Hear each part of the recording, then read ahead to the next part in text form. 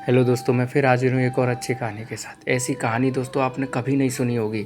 संदीप अपने माँ बाप का इकलौता बेटा था। महज 8 साल का होगा कि उसके पिताजी इस दुनिया को अलविदा कह गए थे। संदीप के लालन पालन से सभी चीज़ों की जिम्मेदारी लेकर उसकी माँ पर आ गई, लेकिन उसकी माँ किसी भी तरह की दुर्घटना में नहीं घबराई, बल्कि उन्होंने हर स्थिति का सामना किया और उन्होंने संदीप की हर ख्वाहिशें पूरी की। कई घरों में बाई का काम करती थी, सिलाई भी करती थी, लेकिन संदीप को किसी तरह की कोई परेशानी नहीं होने देती थी। वो हर कीमत पर संदीप को बड़ा बनाना चाहती थी। वो नहीं चाहती थी कि संदीप को इस बात का कभी भी एहसास हो कि उसके पिता नहीं हैं, तो उसके ख्वाहिशें पूरी नहीं हो पाती हैं। समय इतना तेज़ था कि पता ही नहीं चला कि संदीप कब बड़ा हो गया और नौकरी करने लगा और उसकी माँ बूढ़ी हो गई। अच्छी कंपनी में अच्छे पोस्ट पर संदीप को देखकर उनकी माँ की खुशी का ठिकाना नहीं था। देखते देखते संदीप के रिश्ते के लिए लोग आने लगे और संदीप ने यह सोचकर एक पढ़ी लिखी लड़की से शादी कर ली कि उसकी माँ की सेवा और घर संभालने के लिए कोई तो हो जाएगा। लेकिन उल्टा ही हुआ। संदीप की पत्नी संगीता भी अपने माँ बाप की इकलौती बेटी थी। दौलतमंद परिवार से संबंध रखने वाली थी। वो घर का काम क्या करती, वह बल्कि संदीप की माँ को ही उसे खाना बना कर देना पड़ता था और उसकी सेवा भी करनी पड़ती थी। संदीप भी संगीता को बहुत पसंद करता था, क्योंकि संगीता ने उस पर जादू जैसा कर दिया था। संगीता दिन भर में संदीप की माँ की 100 गलतियाँ गिनाती थी और संदीप संगीता की बातों पर यकीन कर अपनी माँ को डांटना शुरू कर देता था। देखते देखते नौबत ऐसी आ गई कि संदीप और संगीता को अब संदीप की माँ इस घर में बोझ लगने लगी थी और संगीता ने एक दिन संदीप को सुझाव दिया कि वो अपनी माँ को वृद्धाश्रम में छोड़ आए।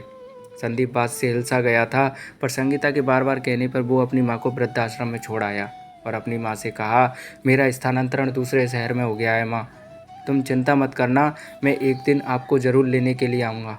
और आज 15 साल हो गए। अब संदीप की माँ पूरी तरह बूढ़ी हो गई थी। आंखों के सामने अंधेरा छाने लगा था।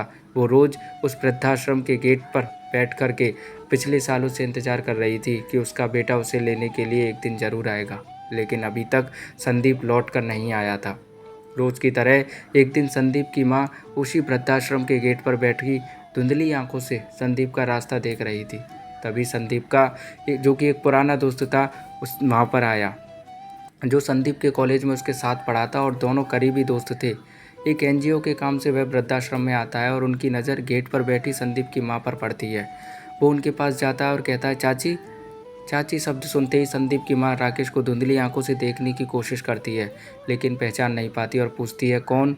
तो राकेश कहता है, चाची मैं राकेश, संदीप के साथ कॉलेज में पढ़ा था। अचानक जैसे संदीप की माँ को सब कुछ याद आ रहा था और राकेश का हाथ पकड़ते हुए कहती है, हाँ राकेश, कैसे हो बेटा? राकेश कहता है, ठीक हूँ चाची, पर तुम यहाँ क्या कर रही हो? संदीप की माँ नम आंखों से कहती है, इंतज़ार। राकेश पूछता है, चाची किसका इंतज़ार? मैं पिछले 15 वर्षों से संदीप का रोज़ यहाँ बैठकर इंतज़ार करती हूँ, क्योंकि वो बोला था मुझसे कि तुम यहीं रहो, मैं तुम्हें लेने के लिए एक दिन ज़रूर आऊँगा। इतने में राकेश की आंखें भर आती हैं और संदीप की माँ ने अपनी आंखों के आंसू पोंछते हुए कहा, बेटा राकेश, संदीप मिले तो उससे कहना बहुत साल हो गए हैं उसे देखे, उसके नाजुक से हाथों को नहीं छुआ है, उससे कहना कि रोज़ थक जाती हूँ, उम्र के साथ अब नींद भी बूढ़ी हो गई है और धुंधली आंखों से और कुछ साफ नज़र नहीं आता, पर थोड़ी सी रोशनी जो बचा कर रखी है वह उसी के लिए है।